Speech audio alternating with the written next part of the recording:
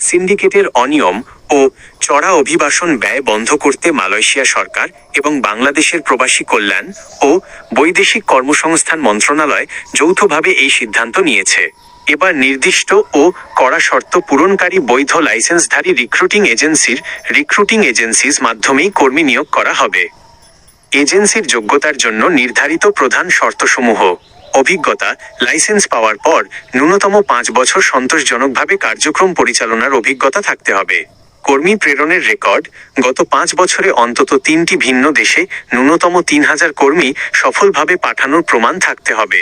স্বচ্ছ রেকর্ড, এজেন্সির বিরুদ্ধে মানব পাচার, জোরপূর্বক শ্রম, অর্থ পাচার বা কোনো অনৈতিক অভিবাসন কর্মকাণ্ডের অভিযোগ থাকা যাবে না। প্রশিক্ষণ কেন্দ্র ও অবকাঠামো, কর্মীদের থাকার সুব্যবস্থা ও প্রশিক্ষণ সহ নিজস্ব প্রশিক্ষণ কেন্দ্র এবং কমপক্ষে 10,000 বর্গফুটের অফিস অবকাঠামো থাকতে হবে।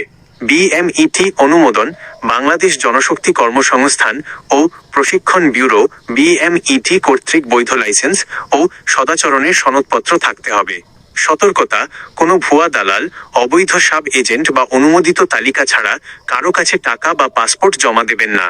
সরকারের BMETofBmet.bd এর লিঙ্ক এবং প্রবাসী কল্যাণ মন্ত্রণালয়ের অফিসিয়াল ওয়েবসাইটে গিয়ে এজেন্সির লাইসেন্স ও ছাড়পত্র যাচাই করে নিন।